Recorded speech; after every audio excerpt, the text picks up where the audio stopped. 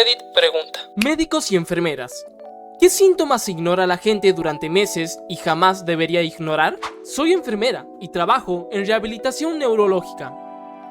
Además, recientemente, una amiga joven sufrió un aneurisma. Si una persona que normalmente no tiene migrañas empieza a presentar dolor de cabeza repentino de ese tipo, hay que prestar mucha atención. También es una señal de alerta un dolor de cabeza que aparece de golpe y es escrito como el peor dolor de cabeza de la vida. En esos casos hay que acudir a urgencias. Puede tratarse de algo serio, como derrame cerebral o un aneurisma. Y algo importante, no permitas que simplemente te digan solo es un dolor de cabeza, sin escuchar tus preocupaciones. Defiende tu salud, explica claramente lo que estás sintiendo y asegúrate de que tus síntomas sean tomados en serio. A veces es difícil aceptar el consejo de defiende tus intereses, porque la realidad es que no siempre funciona. Yo hice todo lo posible por insistir y explicar que algo no estaba bien. Aún así, me mandaron a casa con un recuento de glóbulos blancos de 14.000. Al día siguiente regresé y había subido a 22.000. Al siguiente ya estaba a 35.000 y finalmente me ingresaron al hospital durante un mes. Nada de lo que dije logró cambiar la situación. Lo que terminó haciendo la diferencia fue llevar conmigo a un amigo médico que pudo revisar mis estudios y explicarle la gravedad del problema utilizando el mismo lenguaje profesional que ellos manejan. Sigo muy molesta porque terminé con daños permanentes. Y lo peor es que realmente intenté defenderme y hacer que me escucharan. Después de una década escuchando que simplemente tenía los glúteos débiles, finalmente descubrieron que lo que necesitaba era un reemplazo de cadera. Esa fue una de las mayores lecciones que aprendí sobre defender mi salud. Insistí, pregunté y busqué la respuesta. Ahora voy al médico mucho más preparado.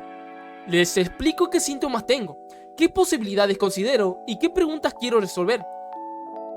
Sé que puede parecer extraño tener que ayudar a guiar una conversación con profesionales, pero la realidad es que muchos tienen un conocimiento médico muy amplio y nosotros tenemos algo que ellos no pueden tener: conocer nuestro propio cuerpo y nuestra historia personal.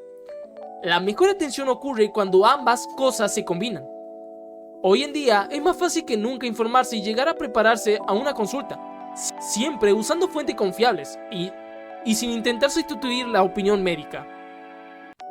Mucha gente me ve como un hombre joven, saludable y en buena forma, pero por dentro tengo una cadera de metal, asma severa y problemas con páncreas, meses con problemas digestivos, migrañas con aura que llegan a afectar mi visión. Y siento que he perdido parte de mis capacidades cognitivas desde que comenzaron todos estos problemas.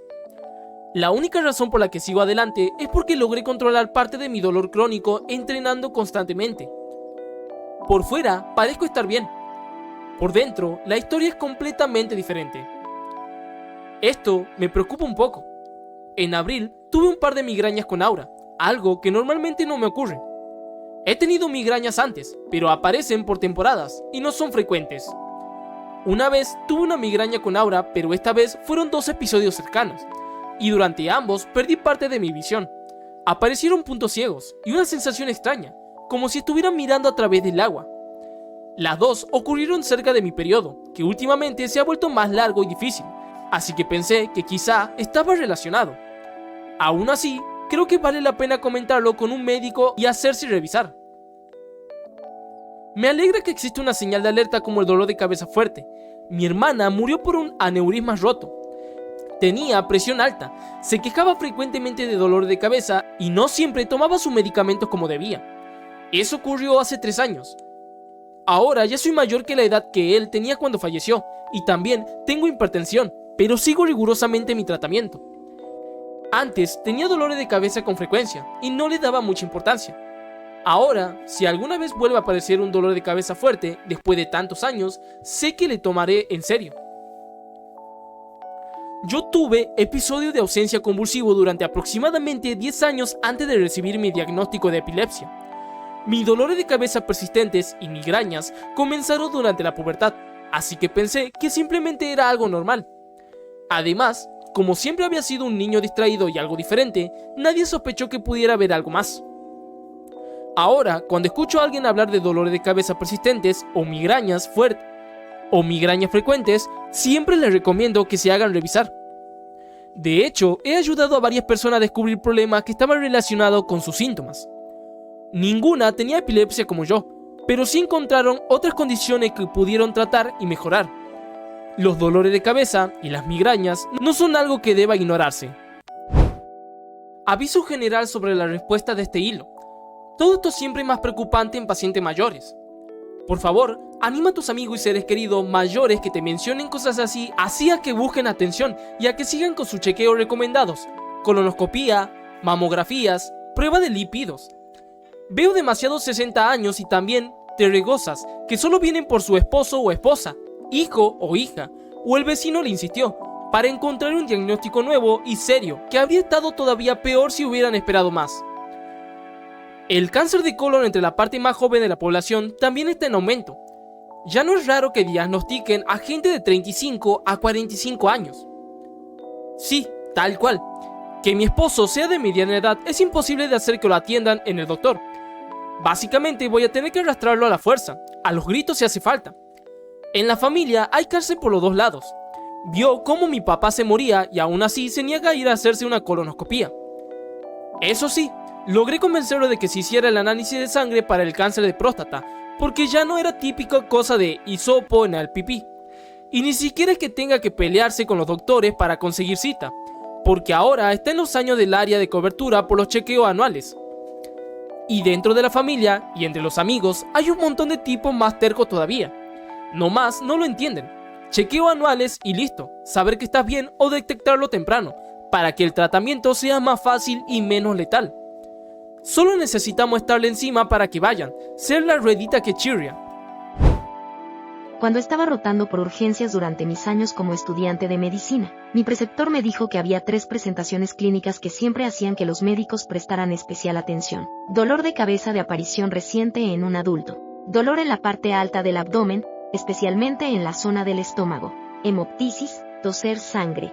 Me explicó que no significaba automáticamente que fuera algo grave, pero que eran síntomas que nunca debían descartarse demasiado rápido porque podían esconder problemas importantes. Todos pensaban que seguramente era solo apendicitis. Yo estaba llorando del dolor, y eso era algo completamente fuera de lo normal para mí. Nunca había sido una persona que llorara por dolor. La doctora se quedó sorprendida cuando entró a mi habitación y descubrió que en realidad tenía el colon perforado por una diverticulitis que ni siquiera sabía que padecía. Al parecer, era algo que venía de familia, pero yo no tenía idea de ese antecedente hasta que la situación ya había llegado demasiado lejos. Intentaron tratarme primero con antibióticos, pero mi condición empeoró y terminé desarrollando una sepsis grave. Pasé por 3 meses con una colostomía, una cirugía de reparación, problemas con hernias y, 3 años después, mi cuerpo todavía no ha vuelto completamente a ser el mismo. Mi papá era una persona que prácticamente nunca se quejaba. Por eso, cuando comentó en voz baja que llevaba 3 días con un dolor de cabeza muy fuerte, debí haberle prestado más atención. Poco después sufrió una convulsión repentina. El diagnóstico fue devastador: glioblastoma grado 4, un cáncer cerebral extremadamente agresivo. Mirándolo en retrospectiva, ahora puedo ver las señales que estaban ahí, aunque en ese momento nadie imaginaba lo que significaban. Mi pareja, que normalmente sufría dolores de cabeza con frecuencia, tuvo una migraña que duró casi una semana. Decía que seguramente desaparecería sola, pero insistía en que fuéramos a urgencias porque algo no me parecía normal. Resultó que tenía una infección cerebral del tamaño de una pelota de ping-pong. Si hubiéramos esperado más tiempo, las consecuencias podrían haber sido mucho peores. Por suerte recibió tratamiento y poco a poco empezó a recuperarse. La lección que me quedó es esta: si un dolor de cabeza no desaparece, es diferente a los que has tenido antes o viene acompañado de otros síntomas, no conviene simplemente ignorarlo. Mi esposo, que estaba en sus 40 y tantos, comenzó a tener dolores de cabeza durante meses. Él estaba convencido de que solo necesitaba consumir más cafeína y que no era nada importante. Pero un día, casi como un comentario al pasar, también mencionó que sentía una presión extraña en una pierna, como si estuviera atrapada dentro de una prensa. Esa vez decidí intervenir y llamar a un médico para explicarle lo que estaba ocurriendo.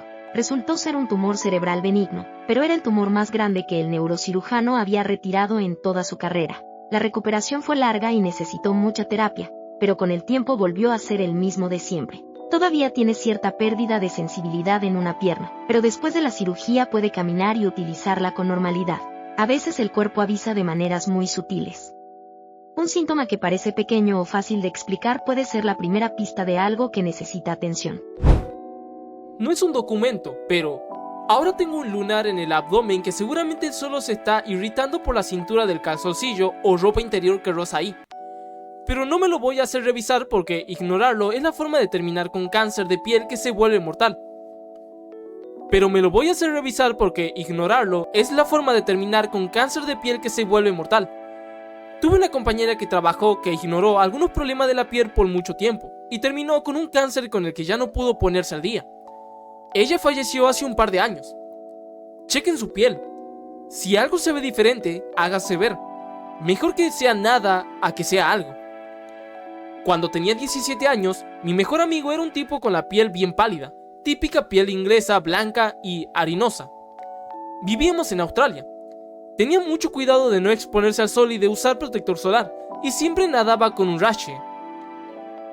Se dio cuenta de un lunar en el cuello y convenció al médico para que lo revisara. Ella dijo que no era nada. Un año después, ya estamos en nuestro primer año de la universidad, y él comenta que el lunar le pica y que iba a volver a hacérselo chequear. En pocas palabras, melanoma. Y ya lo tenía cuando se lo vieron por primera vez hacía un año. Había hecho metástasis y había llegado a sus testículos, así que se lo quitaron. Y luego, 6 meses después de eso, le quitaron la vida. Nunca cumplió 19 años. Lo peor es que le dijeron que si se lo hubieran diagnosticado bien la primera vez, o incluso en cualquier momento en esos 6 a 10 meses después, su pronóstico no habría sido tan sombrío. Te extraño, Nell. No estás olvidado y sigues siendo la fuerza que me impulsó durante toda la vida a pelear por mi propia salud, haga lo que haga falta.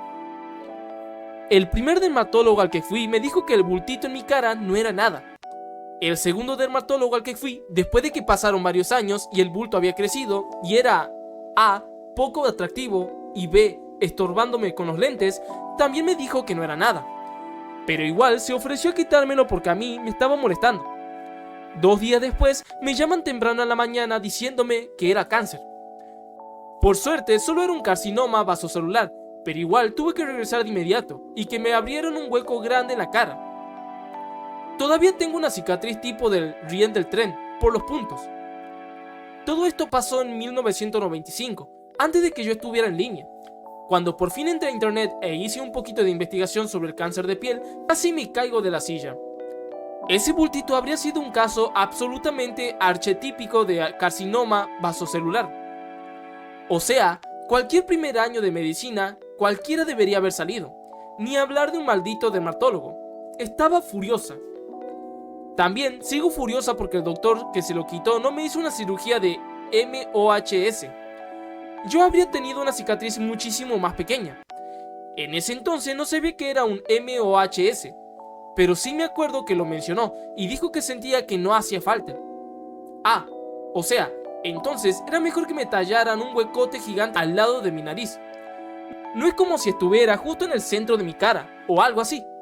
Mirándolo ahora, tengo que suponer que el hecho de que en ese momento tenía un seguro, HMO, pésimo, influyó en todo eso. Sangrado después de la menopausia.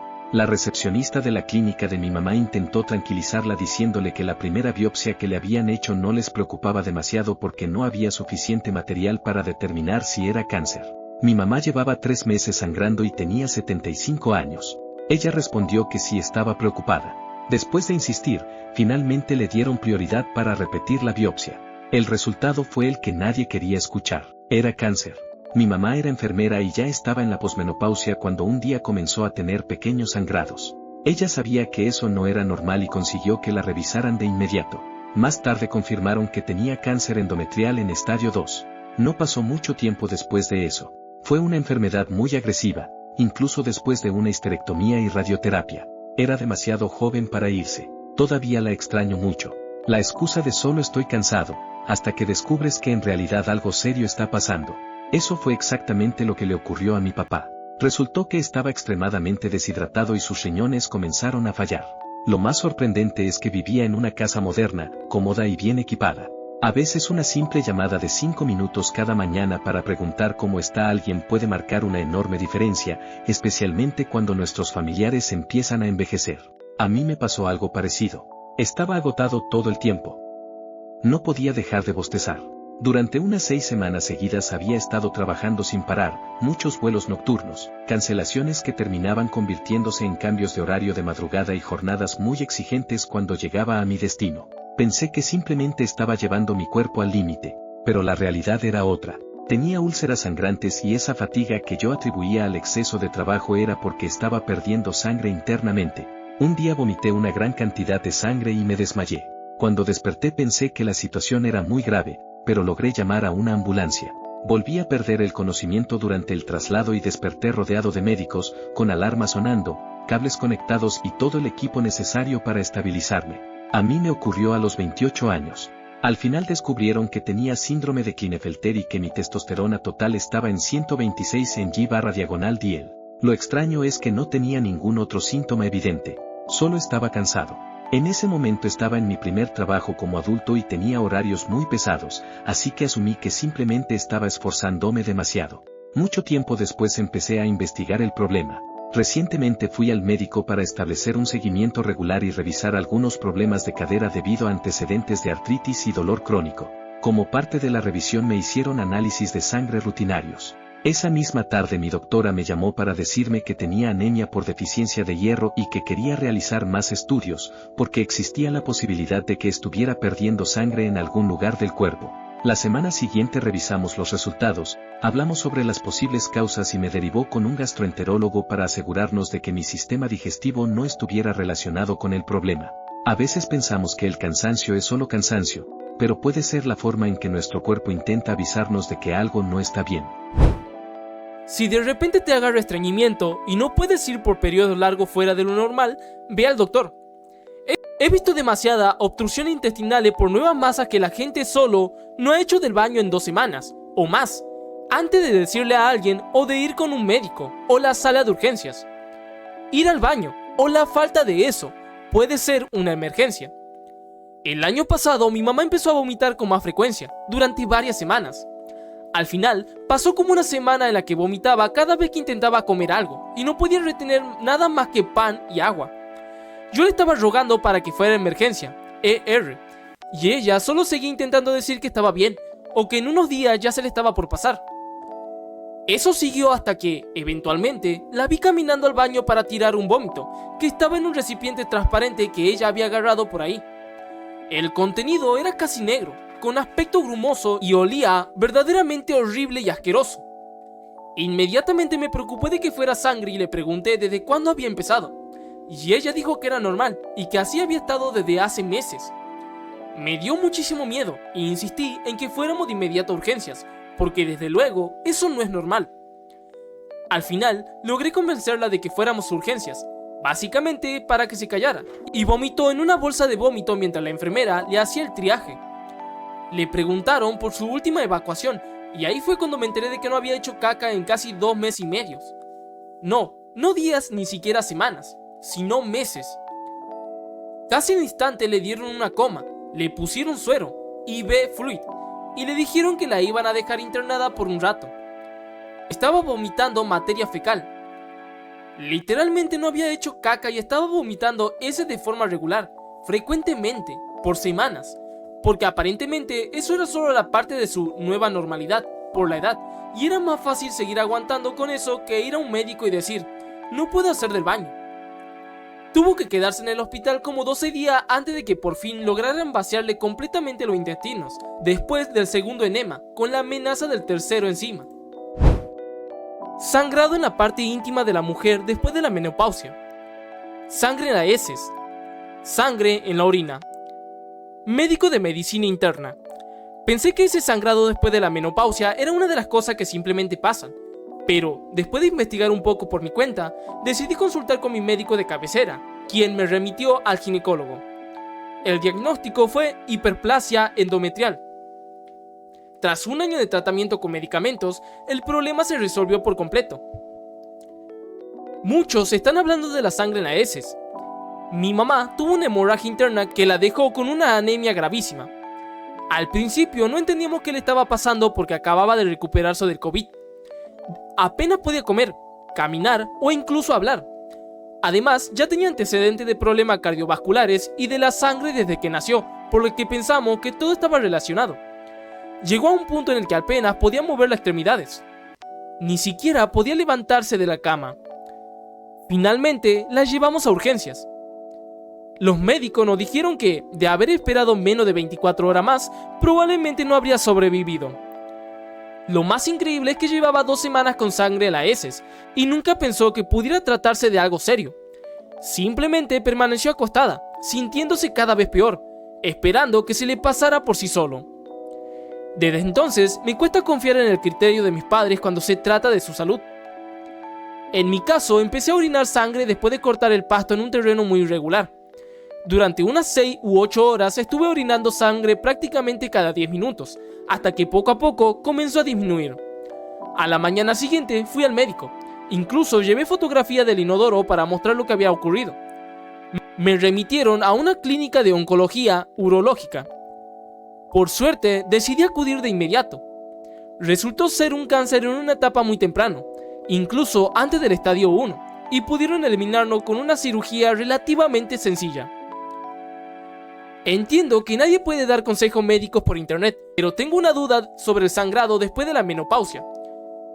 ¿Les parecería preocupante un caso hipotético como este?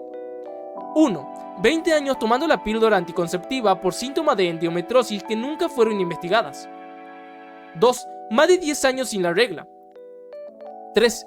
10 años con síntomas de perimenopausia que disminuyeron durante los últimos 2 años. 4. Suspender la píldora pensando que finalmente había llegado a la menopausia, a pesar de tener solo 36 años. 5. 9 meses después, 2 días de manchado. 6. 14 meses más tarde, un día de manchado y una noche con sangre moderada. 7. Han pasado 3 meses desde entonces, sin nuevos episodios. 8. Sin embarazo ni actividad íntima. La mamá de una de mis mejores amigas presentó un sangrado después de la menopausia y por casualidad se lo comentó a una amiga. Esa amiga insistió en que fuera al médico. Gracias a eso le detectaron cáncer a tiempo. Le realizaron una histerectomía y hoy está completamente libre de la enfermedad. Yo jamás habría imaginado que un sangrado posmenopáusico pudiera dar una señal tan importante. De verdad, cuénteles esto a sus familiares, amistades que hayan pasado por la menopausia. Esa conversación podría marcar una enorme diferencia.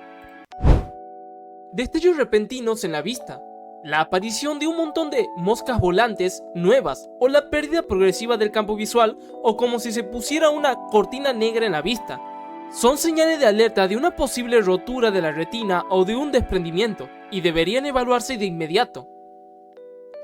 Tuve que ir a un montón de citas con el oftalmólogo en muy poco tiempo cuando le mandé un mensaje a una enfermera en mi app de salud y le expliqué un punto ciego repentino que, en mi mejor forma de describirlo, parecía estática de la tele.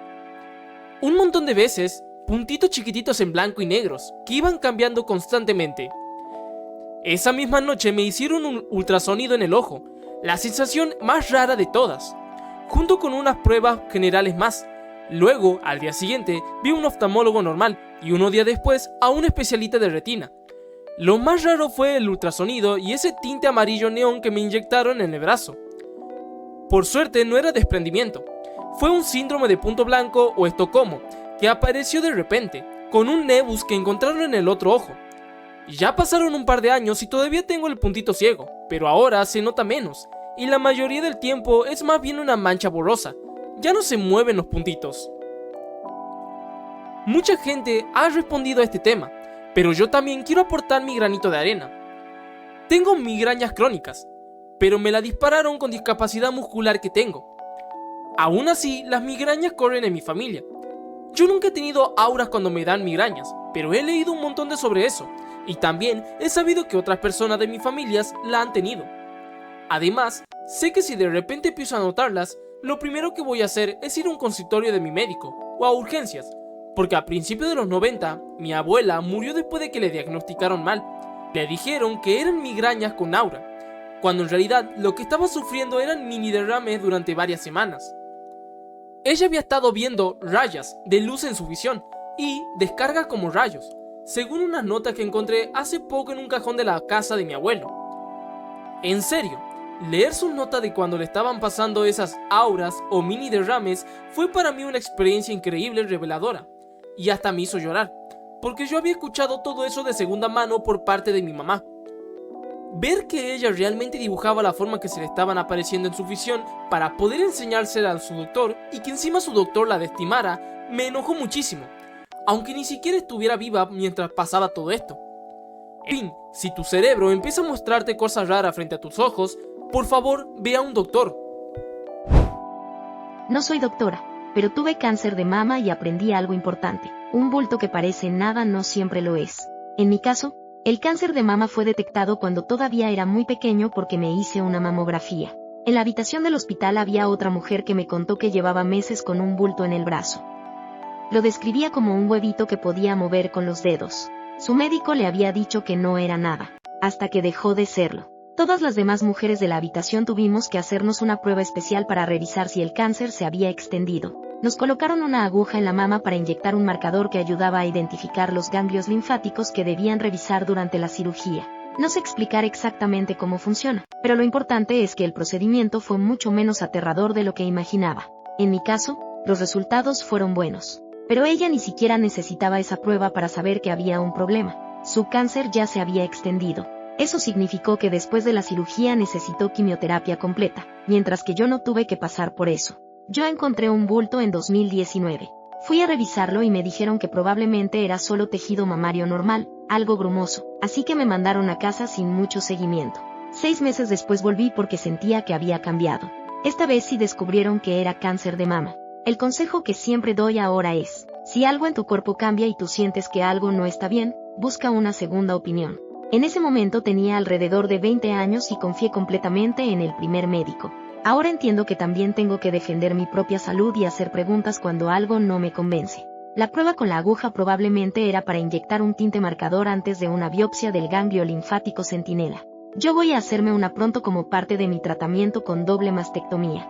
Los médicos creen que mi cáncer fue detectado temprano, pero aún así me sentiré mucho más tranquila cuando tenga los resultados de esa biopsia. En otro caso, hubo alguien que tuvo cáncer sin presentar prácticamente ninguna señal, sin bulto, sin dolor, sin pérdida de peso. La mamografía y el ultrasonido tampoco mostraron nada. Solo una resonancia magnética logró detectarlo.